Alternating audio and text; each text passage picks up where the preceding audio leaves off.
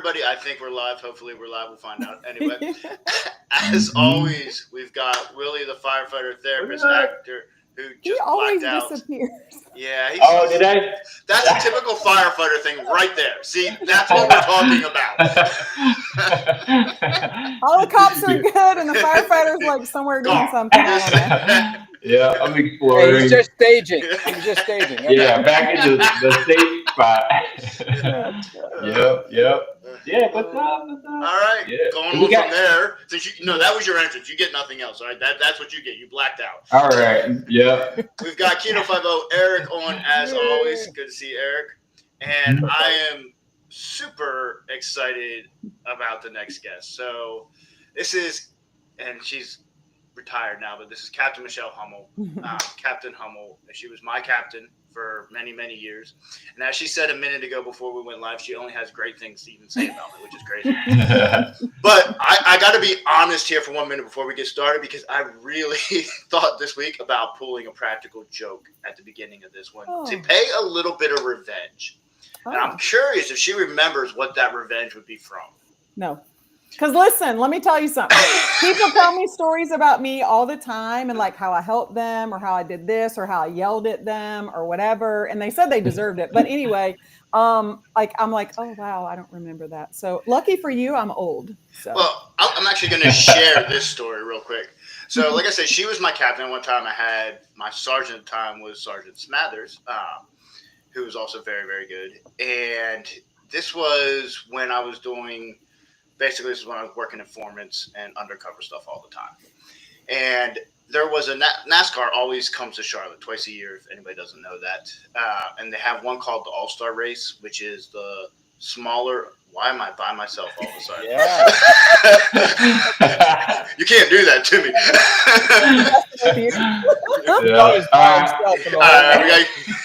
I don't know what to do with my hands, man. That's why we have handcuffs. This is why you're ganging up on me again. Everybody help me, like help the fire guy. Anyway, sorry. Is it your birthday today? Because if it's your birthday, we'll excuse all your bad behavior. It's his kid's birthday. He gets nothing. Yeah. He gets no credit. Okay. He didn't even do any of that. All right, his wife did that, so he gets nothing. He did, yeah. Happy birthday. All right, so as I was saying, so they have this All-Star race, NASCAR, and tailgating is huge at All-Star or at NASCAR, period.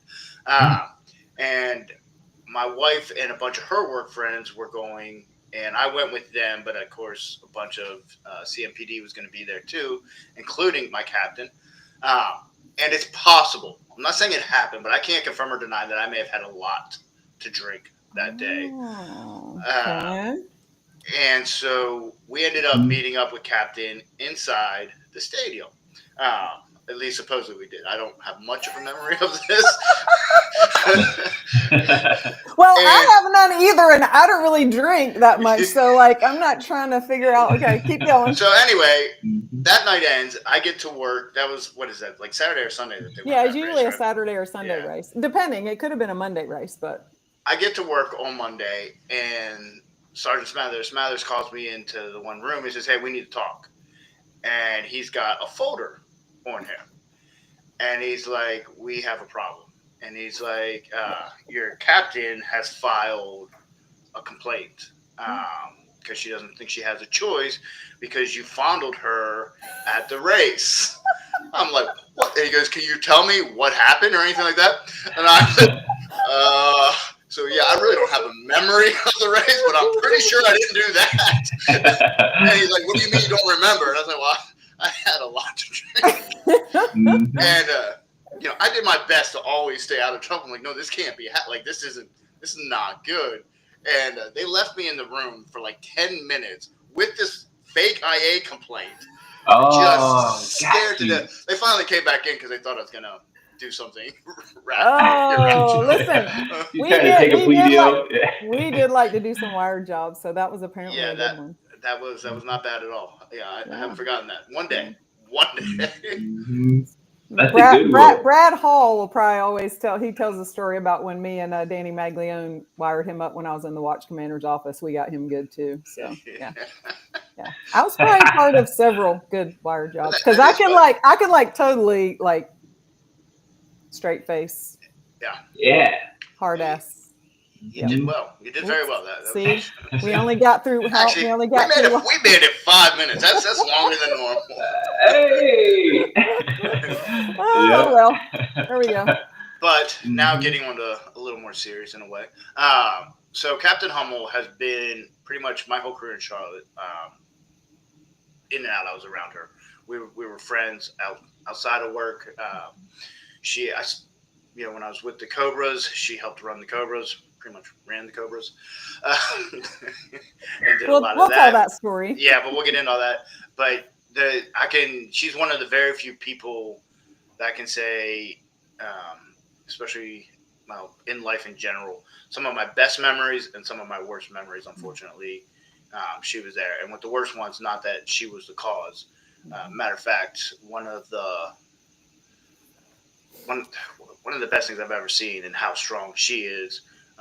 When I lost two friends at work that were executed by a coward, she took care of all of us in the district at that time when we were hurting bad, and she had to, not only was she suffering, but she couldn't, in a lot of ways, show that and had to make sure not only were her people good, but she went out and was taking care of the family as well. I'll never um, forget some of the stuff doing with Sherry and everything like that. It was very rough time, but I don't know how well a lot of us would have gotten through it without her. So the amount of respect that I have for Captain Hummel is uncomparable, to say the least. Yeah.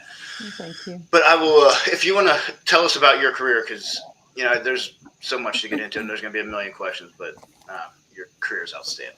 Good Lord, I hope we can get through this fast. I always try to tell this in a concise manner. So, and I did tell you during the week we will have you back on because I don't think we'll get through.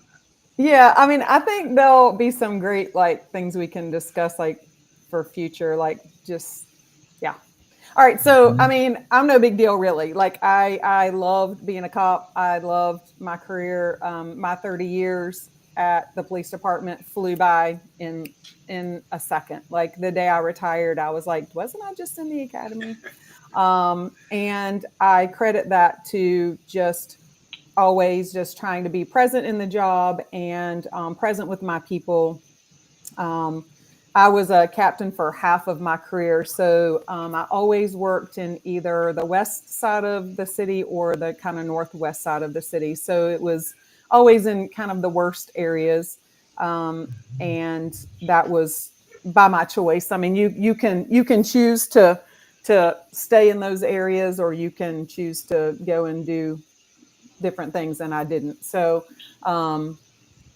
in fact, I started in what's now Freedom Division. It was Adam 3 back in the day, and I started there as a rookie out of the academy, and then I went back there and relieved one of my sergeants that I had worked for on second shift. When I got promoted, he was retiring, and I got to take his place on second shift. So that was amazing. And then I ended my career back in that division for the last 3.5 years of my career. So that was amazing. Like it was always kind of going back home and being able to impact those areas that I learned how to be a police officer in and around. So that was really cool.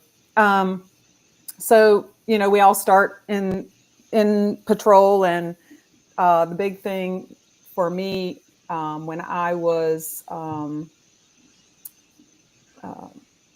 just kind of starting out, I didn't really know a lot about policing. I didn't want to be a police officer my whole life. That was not kind of my thing. My brother actually wanted to be a cop, and my brother actually came on 5 years after me, and we actually got to work in the department together, which was really cool. So, but ended up actually dating someone that was a police officer, went on a few ride-alongs, and I was like, holy cow, this is for me.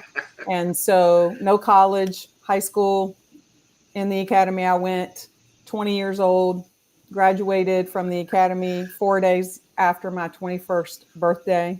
So you can just imagine, young 21-year-old girl goes to west side of Charlotte to learn to be a cop. So one of the funniest stories with one of my training officers there was with Jeff Klein. And you remember Jeff, Matt.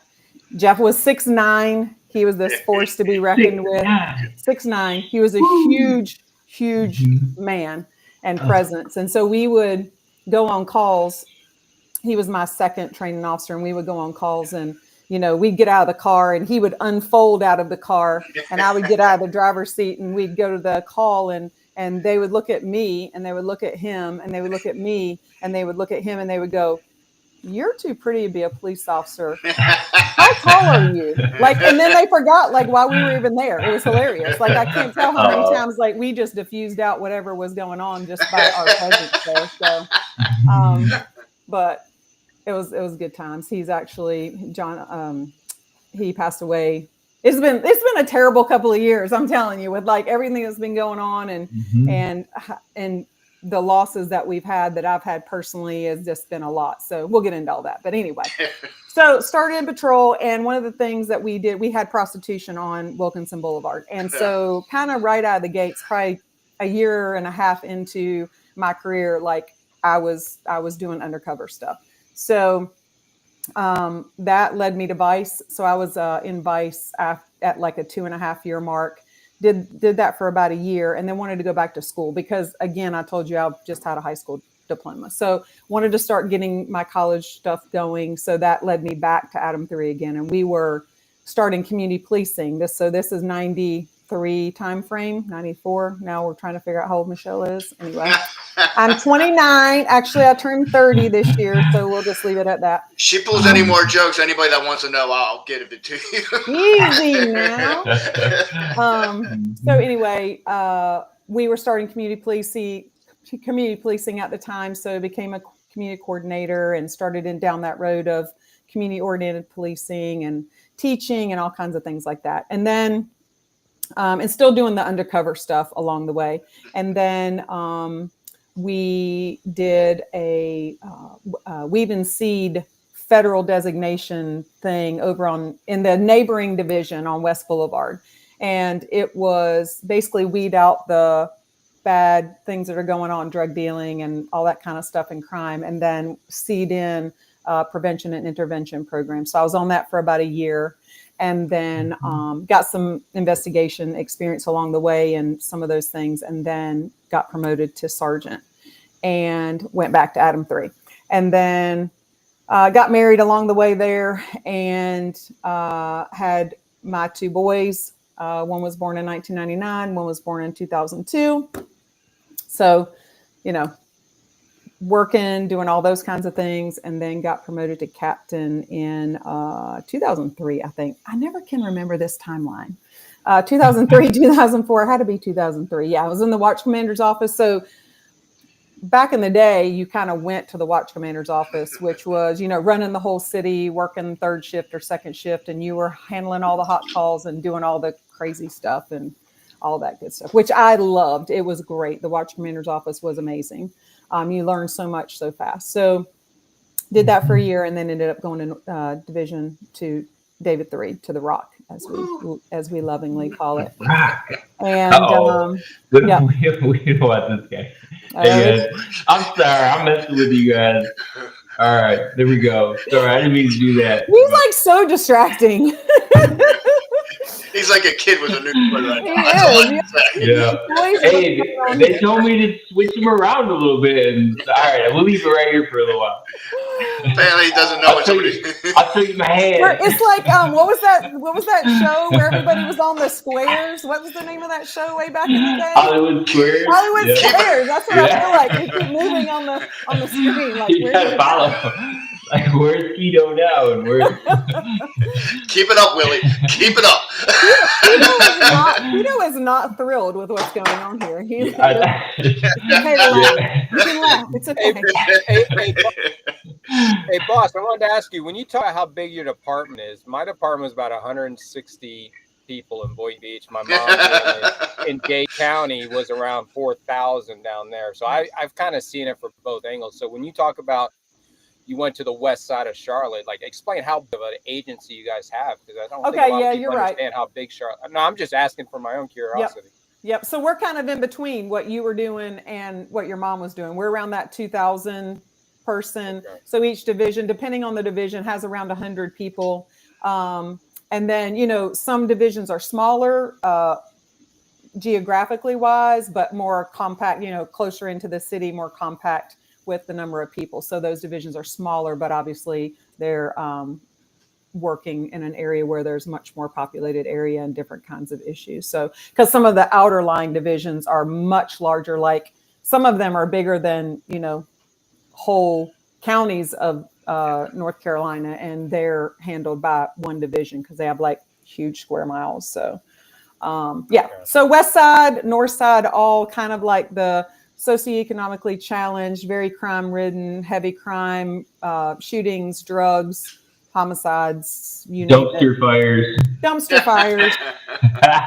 Yes. Literally. So, yeah. Lots of them. Couches, probably houses. Oh, yeah. All Look, these are the areas where everybody moves out of their apartment and they dump all their crap on the sidewalk or on the curb for someone else to come and get it, and the next person moves into the apartment or the house. So those kinds of places.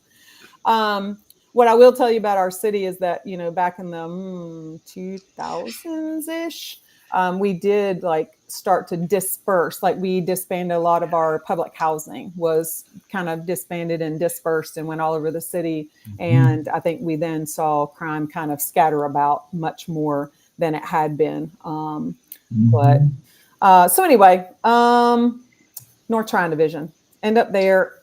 Let me back up and just say in 1993, we lost John Burnett and Andy Nobles, and I was working with those officers. I didn't work in that division, but I worked with them, and we actually all used to see each other over at Miss Carey's house. Miss Carey was this special. Did you ever get to meet Miss Carey? I did. Okay. Yeah. So she was this special, amazing woman who would cook for all the police officers that would show up at her house on Sundays and Mondays. And she was like a grandmother to me. Yeah, she was the literal best. Her and her daughter Anne and her sister and Ruby, and then her niece. It was just amazing. She would cook fried chicken, pork chops, green beans, collard greens, cornbread, it was amazing. And the special thing about her was it drew in people from all different divisions. So I tell you that story because John and Andy were, in that same era as me. And so we all knew each other. We all were over there at her house sitting down for meals together. So while we didn't work in the same division, we, backed each other up on calls if we were cross dispatched, or we all sat down and ate dinner at Miss Carey's house. So Miss Carey. That's cool. Yep. So October 5th. So in October 3rd of 1993, our city police department, which is who I started with, was the city of Charlotte. We had two separate police departments. We had the county and the city. And in 1993, October 3rd, we merged those two departments together.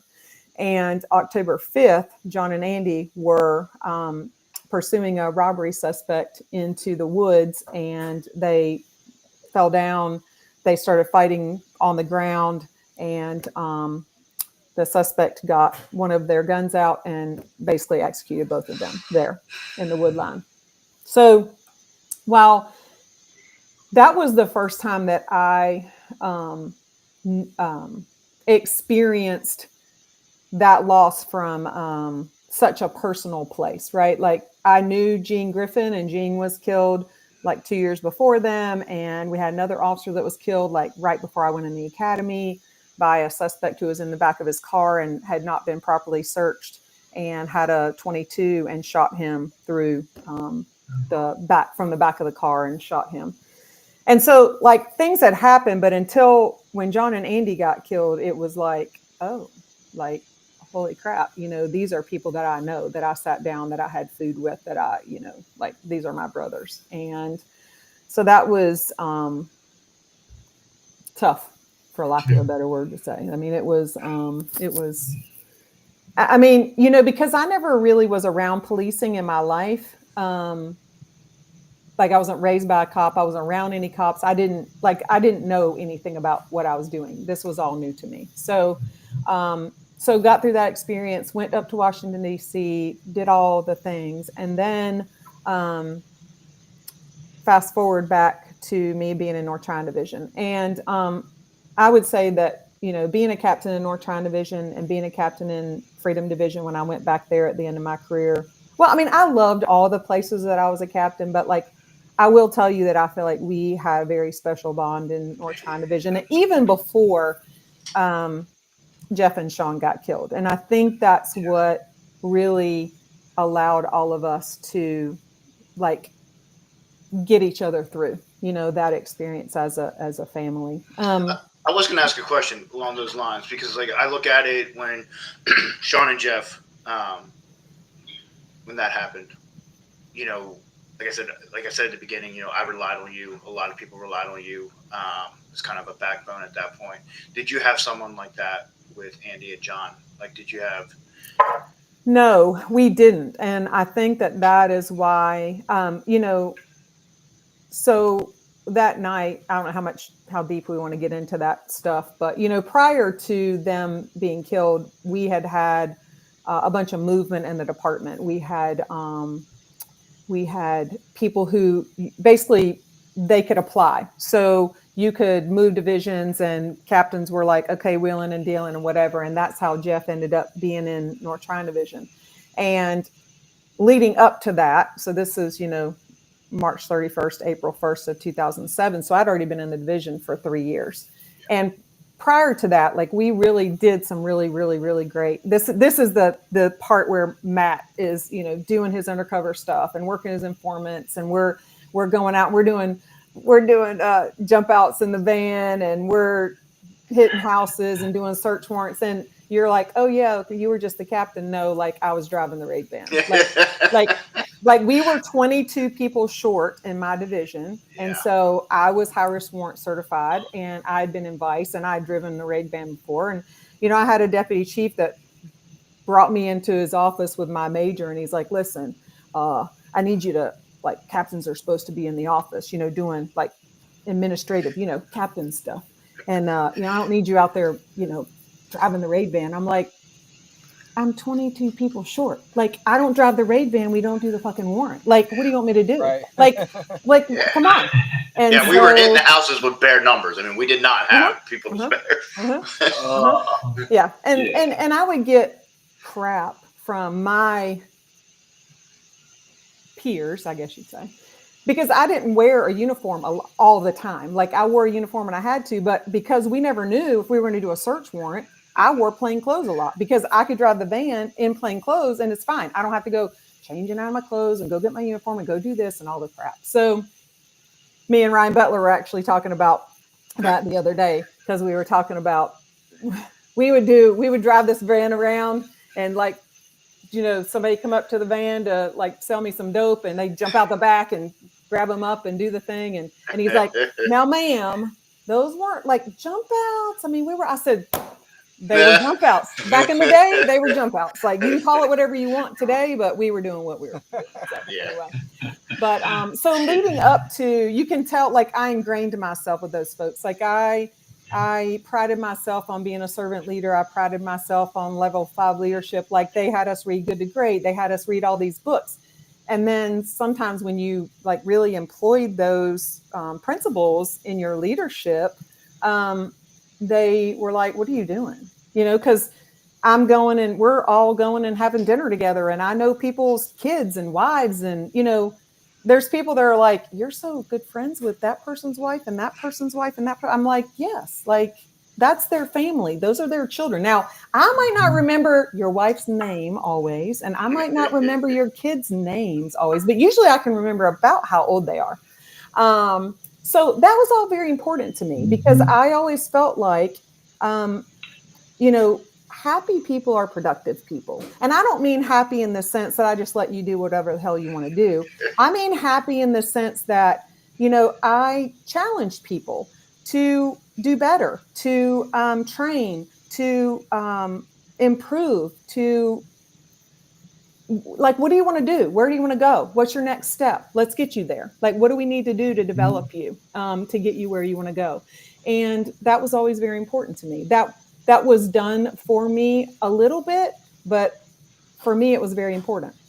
And it was very important for me to, the whole driving the raid van thing is very important to me to stay competent and credible. Those were the two things that were most important to me doing my job. And I would block out time in my calendar to go do ride-alongs. I would ride along on third shift. I'll never forget the first night I went in and Mike Abandanza, and he was like, "You're going to do what, ma'am?" And I was like, "Yes, sir, I'm going to ride with you." And I would ride till, 1 or 2 o'clock in the morning. So I knew all these guys. Like, I knew Jeff, I knew Sean. I picked Sean out of the academy. So, we did shooting training. I had everybody go with their division and do training together out at the range, hitting houses, hitting doors, doing vehicle stops, felony vehicle stops. And I went, to every training session. So I went to 7 training sessions because I went and I did push-ups and running and shooting and all the things that they did right there alongside them. And so those are the things that happened prior to that night in 2007 when, it was terrible. And I'll tell you that, I don't know what people feel about God and whatever, but to me, I feel like God had me there for a reason, because it was 13 years later, and those are the only 2 times that we've lost 2 officers together in our department. And I was basically there for both of them. One, I was an officer and I got to see how things were done and how they were not handled, and they were not handled well. And when it came time to do it again, that's why I handled things the way that I did. I made sure that our folks had time to grieve. They had time that they had their families with them for services. We got buses. We had all of us together. We went everywhere as a team. We did everything we could to support those families. And so that's why I did the things that I did that you observed, Matt, because I was determined to do it differently and for you guys to hopefully in some small way get through that in a more healthy way. So I guarantee you that had a huge impact. I know for a fact, I know for me personally it did. Awesome. Especially just not going out and doing something stupid then right afterwards too. Because go to the bar and just get wasted and then no. Before that, I can't say that didn't happen. All right. And then I'm not going to say we didn't go to Bricks downtown, and not going to say we didn't do that. But I will tell you that morning, obviously there were several of us in command at that point that had been there when John and Andy were killed, and we were all kind of just like, we can't believe this is happening again. So we were able to kind of support each other. And then I'll never forget going downstairs, because everybody was in like that cafeteria or whatever we had, because there were so many officers at the hospital. And at this point, both of them had been pronounced, and we did not have a suspect yet. And so I went downstairs and I addressed everyone and I said, listen, we have to do this right. We cannot mess this up, because if one person makes one mistake, that can jeopardize everything. That can jeopardize the case, that can jeopardize trial, that can jeopardize everything.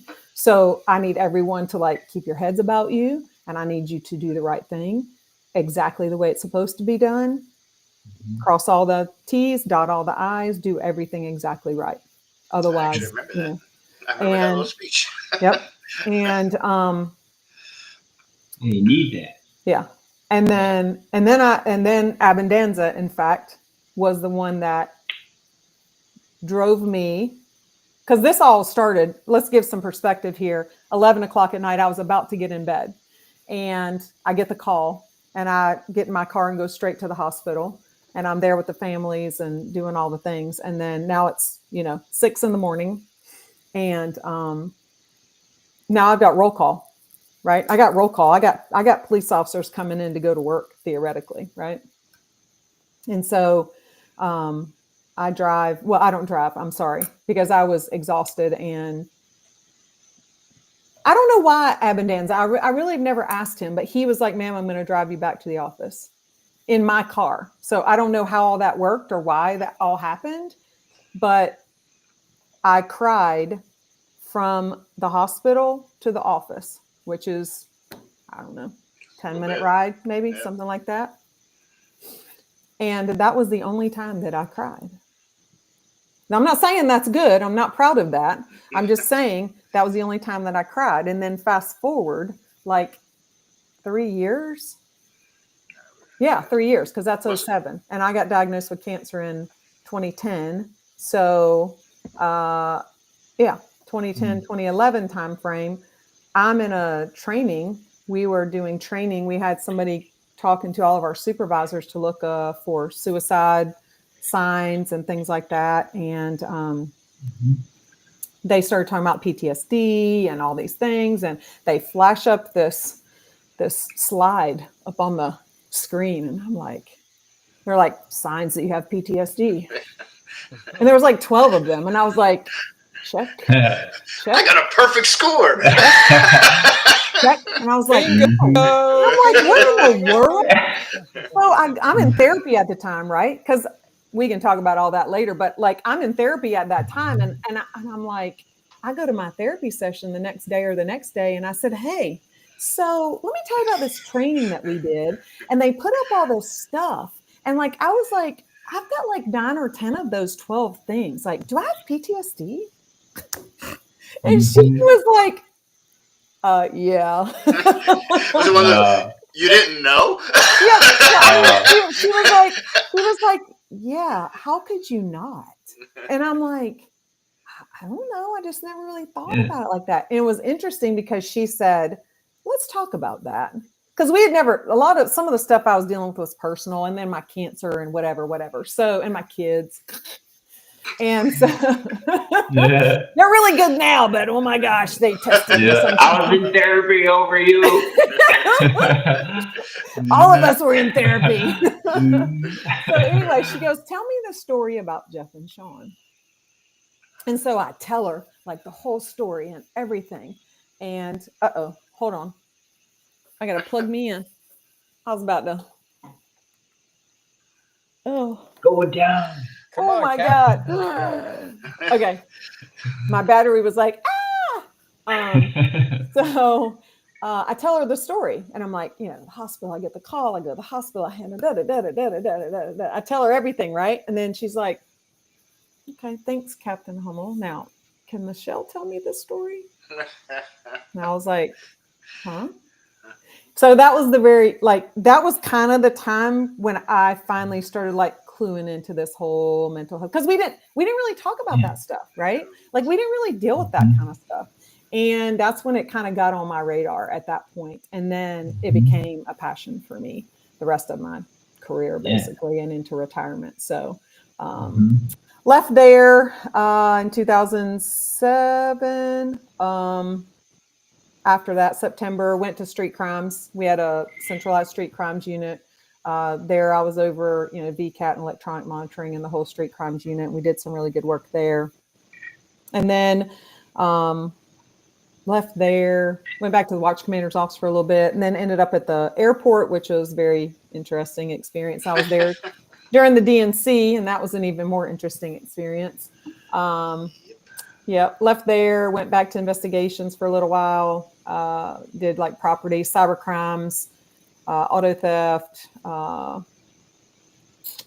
arson. They kind of just threw like this hodgepodge of stuff together. So I was over that for a little bit, and then they disbanded some stuff and they put a lieutenant over that. So then I went to like rape, robbery, sexual assault stuff, cold case, all that. And then I went to the motor unit, special events. That was great. I was there during election season. So doing, presidential motorcades and all kinds of cool stuff. And then after I was there, I went back to Freedom, and that's where I got to finish my career. So, yeah. Hey. It was fun. Right, well, it was nice having you. Ride. All right. Yeah. Like I said, She's like, went to robbery, arson, there's probably so many stories within every one of those. That's fascinating, So you talked about when you started out and with your one FTO and all that, like started being in the 90s, and being a female, like, I mean, I know it's still not exactly easy all the time, but 90s, imagine that had its own tests and trials. Yeah, I mean, we didn't have a lot of female officers. I mean, we still don't. I mean, let's look at, national averages. It had gotten to like 14%, but I'm not sure where we are now. I think we're probably a little bit lower than that. But I was really determined. I think the determination from the academy is what kind of led me all through my career on the competency and the credibility piece, right? Like, so in the academy, I was determined. I'm doing a push-up for every push-up. I'm doing a sit-up for every sit-up. I'm running I'm doing everything those dudes are doing, because, when we had to get over the 6-foot wall, like, I'm getting over that wall the first time and every freaking time. Like, I'm not going to have, and one of the things I told female officers all the time is I said, don't let your mouth out-talk what your body can do, because that's some of the risk. Like, not that men don't do it, but I was gonna sometimes say, I can go both ways. Right, for sure. Yeah. But oftentimes women will, feel like, oh, I got these big brawly guys here so I can just say whatever I want, right? No. That's not how it goes. So, but a lot of times our strengths typically are our communication skills. So, we can de-escalate a situation a little bit more than, the big burly 6'9" Jeff Klein, right? Like, everybody wants to fight him because they want to, see if they can win. If they can take him. Take down the biggest fish. And women can think of multiple things at the same time. And, and guys are usually like maybe 3 or something, at the most. Maybe 2, for me, 2 things at the same time. Walking and talking, or you know what I'm saying? One thing. Are you talking about you or Willie? Which one are you talking about? At least 3 of us on here right now are stuck at 1. Eric, that's you too. Yeah. So women can be able to put things together because we don't think the same. So it's cool to have different thoughts and different ways to approach stuff. It was the same in the fire department. The ladies were in there too. The only thing I didn't like, I'll just tell you this, was the last time we had a PT where we brought the people in to do the testing and stuff. The ladies would get as many tries to do the dummy drag as they could do it until they couldn't do it anymore. Like, they did it as many times. And this lady got hired after failing 8 times. Oh, wow. Yeah. The dummy drag. And I'm like, now let me had it one time. Right. What I had to do. So I used to teach high ropes at our academy for a long time, like years and years and years and years. And one day it was, I don't know, 97,000 degrees. It was in the middle of the summer in July. And we were done doing, I would always do the tower where we'd rappel everybody down. So you're standing up there like baking in the sun for 9 hours. And so we rappelled down, get our stuff cleaned up, and we're driving back up to the academy. And I was like, oh, they're doing testing for the fire department. I want to do that. Let me go do it.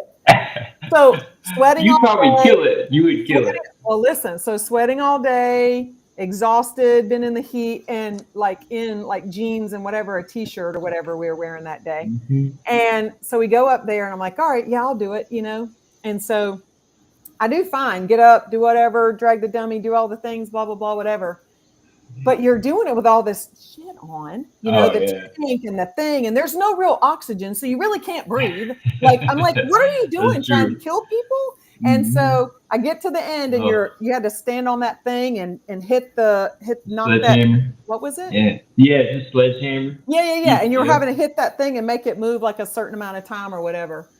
Oh, hey, Lord. I know you would kill it, but I feel like there's people in both all of these services that have that mentality that they'll figure it out one way or the other. Yep. And then there's some that just kind of well, I'll just see what I can do and see if I can get in there and do what these other people do. Yep. And I think you're really strong. I think that you're really brave. I think that we should be thanking you on here for your leadership as a servant and transforming people, and then look at you now. We're doing it now. Awesome.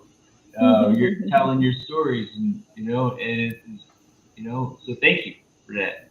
So I did have I had a question with the training for the fire department. You didn't mention anything about where you had to cook a dinner or whatever, and sleep in a bunk. No.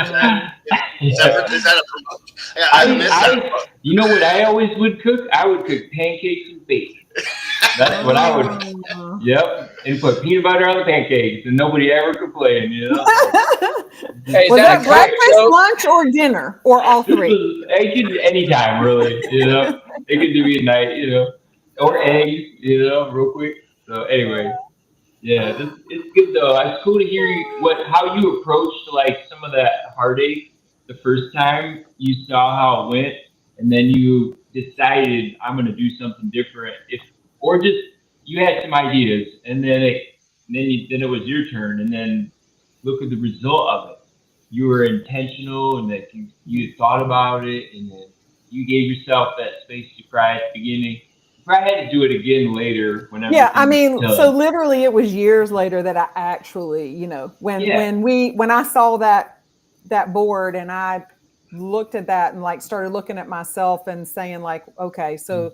Now I'm starting to see and understand things about myself, and then I just became determined not to, as much as I could, you can only help people that want to help themselves. So as much as I could, I wanted to, help others. And, when I was in Freedom Division, Matt, you were gone at this point, but we had a situation where a guy killed the mother of his child, and she had another child with another man that, lived in the same home. And that child was around 3 or 4 years old, 3, female. And he had killed the mother, and she had bled out all over the floor. And the child was alive. So her 3-year-old's alive. So we get the call, and it was a horrible, horrible scene in this poor child. So we call, our mobile crisis people and our CDCP, which is child development, community policing people that would come and help with children in crisis like this. And this guy ends up taking his kid, and thankfully taking that child and giving her to his mom or whatever. But later that evening, so this is 1 o'clock, 2 o'clock time frame. So my second shift officers take this call. And then that guy goes down and he shoots a police officer in between the buildings. They're out doing, it was actually North Tryon Division, was out doing a roll call for search warrant type stuff. And he ended up shooting one of the police officers because they were just standing out there doing like a debriefing or whatever, either before or after the warrant. And so they ended up killing him. So that was, let's say, I'm making up shit here, but that was on a Tuesday. And then on Thursday, which was within 72 hours, these same officers, with the exception of one, I think, take a call where a mom jumps off a bridge on 485 to kill herself, and it succeeds in front of a car. So they handled that. And then they find out she has children, and they go to the house, and the children they look to be asleep in their beds, but actually she had killed them and put them in their beds to make them look like they were asleep. So these poor officers were doing CPR and life-saving on these children who were deceased already. These same officers have to deal with these two things within a span of 72 hours. It was terrible. And, we talk all the time, right? Humans are not even supposed to see one of these things. And these folks had to see both of these things and deal with all of these things in the span of 72 hours. So at the time we had a police psychologist on staff. And so I had him come. Like, it was the only option I had, right? At the time, I'm like, let me just use what I have. And so I get them all together. I get somebody to cover the shift. And I just said, listen, what you've had to go through is not okay. And it's okay if you're not okay with it, because it's terrible.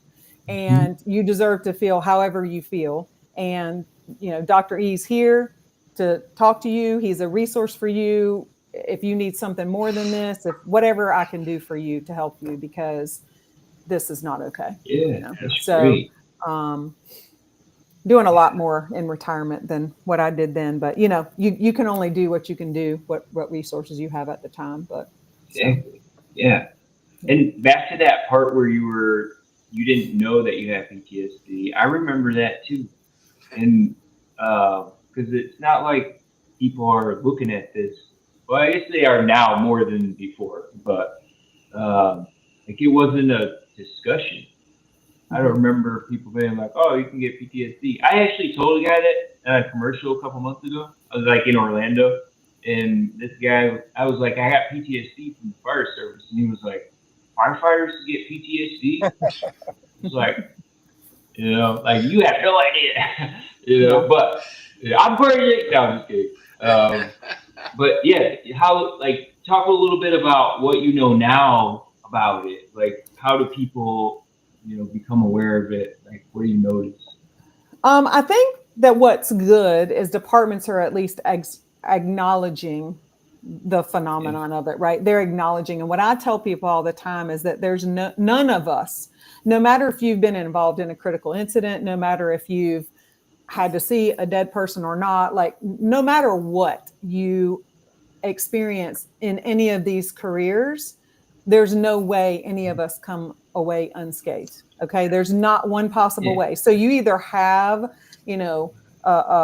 a critical incident that causes you to have some sort of PTSD or whatever, like that's acute, or you have that cumulative piece of over and over. Like, let me give an example for people who maybe aren't in our business of, so when I went to special events, I had major crash. So I had the fatality cops, right? And my first call out of the gates with them was a crash off of W.T. Harris.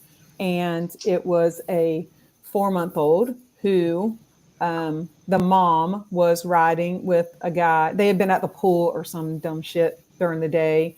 And the baby was not properly secured in the car seat, which is a huge pet peeve of mine. Everyone got that ticket, just by the way.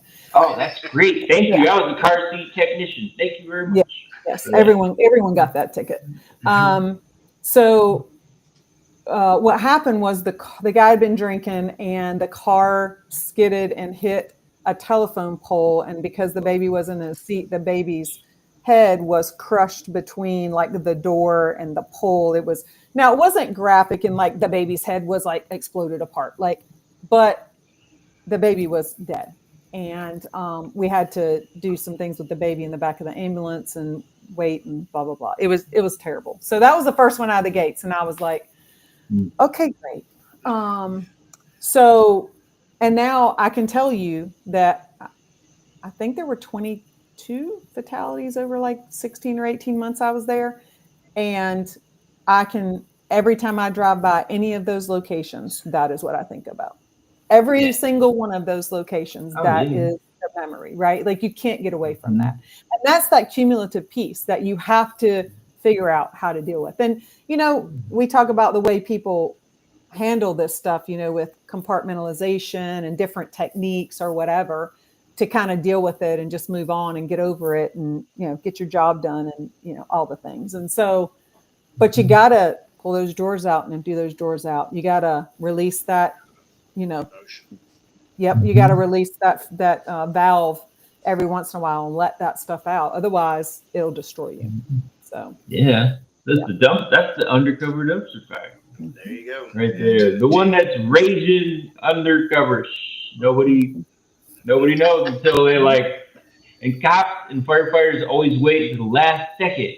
And, everything's disaster. I'm suicidal right now. Help me. Oh my gosh, what? Why?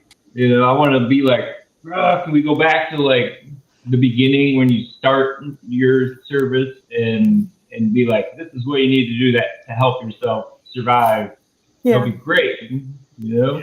And I mean, I taught me and Pat Tynan, another great friend of mine, we taught pretty much every academy class for 25 years. And we did effective communication skills for law enforcement. And at the end of it, after we were done kind of teaching the curriculum, we would talk about, we'd say, any questions you want to ask us, we'll answer them, and we talked about. See, that's cool. Yeah. We talked about not letting this job be all consuming, right? Like when you think about the wheel, you know, I can't remember the name of the book right now. I'm drawing a blank. The department used to give everybody the book. I can go walk in my other room. Oh, and get the it. emotional, Yes, emotional survival. Yes, absolutely. Yeah, totally. Yeah. So we taught a whole class on that for a few years. Yeah. It's a great book. And so we would tell them, read that book because you got it. Read that book and then read it again in 5 years. There you go. Yeah. Because exactly. the big thing is like you got that wheel, right? And you got to make sure that being a cop or being a firefighter or being a medic or being whatever is only one spoke on that wheel. Like, and we told them, like, your friends, you're going to lose some friends, you're going to gain some friends, but don't have all your friends just be cops. Don't have everybody that's just like you, because then that reinforces that us against them and all that kind of crap. And then you get cynical and then you get shitty and then you just hate your life. And, you know, and we, you know, me and Pat. Prostitutes and, sorry. Prostitutes and divorce and booze, you know, and then you call Matt, Lily, and Eric. You know, Michelle. Yep. So, we used to pride ourselves on the fact that we could go to parties or something with our regular friends, right? Like our uncop friends or our unfirefighter or first responder friends. And people didn't even know we were cops. Like, because, you know, and we used to tell them those people will keep you grounded. Those regular people, they will keep you grounded. They will keep you healthy. Yeah. So. I had a roommate that was like a band orchestra, like the lead guy. I don't even know what you call it. It's called a conductor. Educate yourself. Yeah, I didn't even remember. Like, he was that kind of ordinary. Like, and I'm in the fire department, and it just worked because it was like I would ask him how his day was, you know, and he's like, you know, I was doing this number and that number, and I'm like, oh, that's cool, you know, and I wouldn't talk to him necessarily about my work stuff. It just was like, oh, he's just a regular guy. That's great. I could be a regular guy with him. All right, Willie, I have a question. Oh no. Oh no! Yeah, go for it. Why can't we get? He's all nervous. Yeah. Is Captain Hubble scaring you? Is he sweating? I swear, I see sweat. He's like, wait, she has a question for me. Yeah, you could have. Yeah, absolutely. What's your question? Why can't we get more firefighters to actually partake in help? Yeah, I think we can. I think there's this thing that firefighters do that they think that if it didn't come from a firefighter, then they don't need to listen to it. Okay. And so they're like, I've seen that with mental health stuff. I personally have not experienced that myself as a provider. Like, I feel like people are always like, hey, great, cool, let's do it. You know, hire you to do something. Matt was in one of those. Yeah, not that long. You know, like, just show up to the fire department. I feel like I'm like, I don't know what we're doing here. We're doing something, and they want something, and I don't even know. And, you know, so I think the fire department, though, a lot of times feels there's such a problem solving, like, we'll figure it out ourselves because we're the last thing. No one knows what to do, so they call the fire department. Mm-hmm. and then they have to do something because doing nothing is not an option, you know. And so then I think I've heard that enough where they're like, oh, he's not a firefighter, so I can't listen to that really. You know, or that kind of thing. So I just always say, like, hey, doctors don't need to have cancer in order to help it. Right. They can know how to help it without having it. Right. So because I would hear like, oh, I'm not going to somebody unless they've, you know, been a firefighter or something like that. That's a very small number of people in this world. Right. That have been a firefighter and now they're a counselor. That have that exact experience. Yeah, it's like a small number. So yes, it could be helped by other people. And we just got to get out of that mindset, that group think, like the only firefighters can help firefighters. It's not really it. I think we need to look outside of that. And well, I mean, yeah, and locally that has been a challenge for us, is getting firefighters to accept help. And so that's why I asked the question, because we find more challenges with getting them to come in and sit down and partake and to sit down. That's the thing. So I've been doing functional assessments with people, like 5 minutes. We do basically exercises, but it's all polyvagal theory, like nervous system resetting. And what happens is all of a sudden they're like talking about stuff as they're doing the exercises to try to balance, to try to like, you know, get kind of re-grounded. It's all grounding stuff. And so I found it in using temperature, like also we joke because we're going to meet here in like a month, us 3 here, and everyone's invited. So we're all going to go to Matt's house too, by the way. Say what? Yeah, we're all going to his house. But like using I'm calling Retta. She's going to need backup. Yeah, Keto's bringing all the food. You call Retta, you know? I'm going to need backup. Yeah.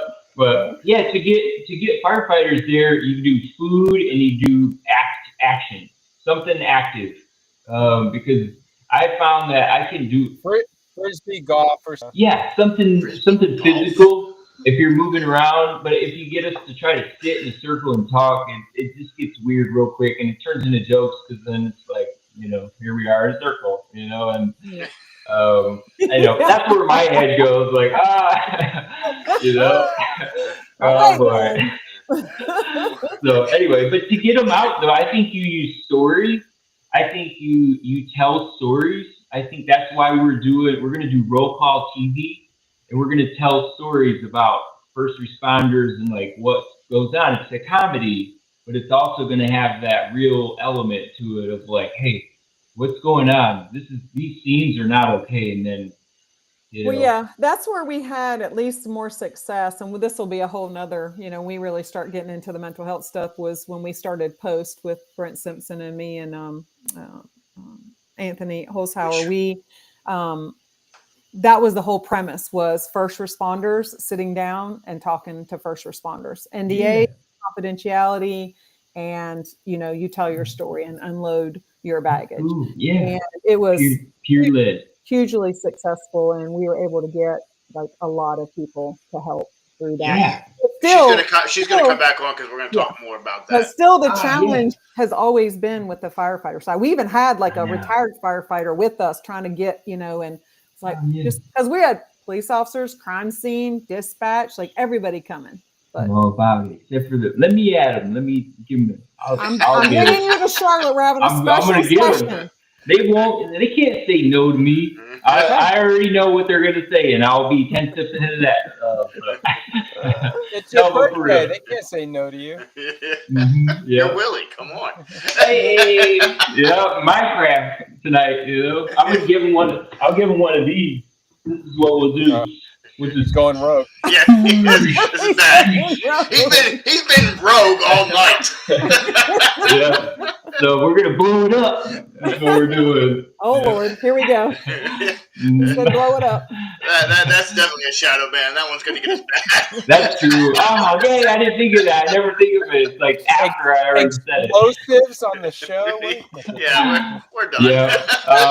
It's my fault. I'm just happy about that. Yeah. They're gonna be like, he runs this channel, kind of, you know. So we're gonna mess with him, really, you know. Where did that episode go? They'll be with that other one that disappeared on us. Hey, there's one of them that I'm like, where is it?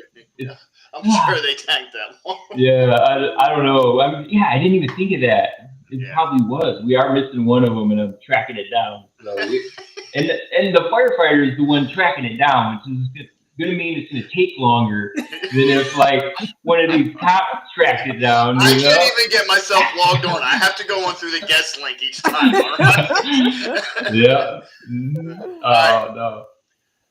Kat, we're definitely having you back on because, like I said, number one, I really want to get into Post, and we didn't finish out everything anyway. But I'm calling it for tonight because I hit it at an hour and we're done.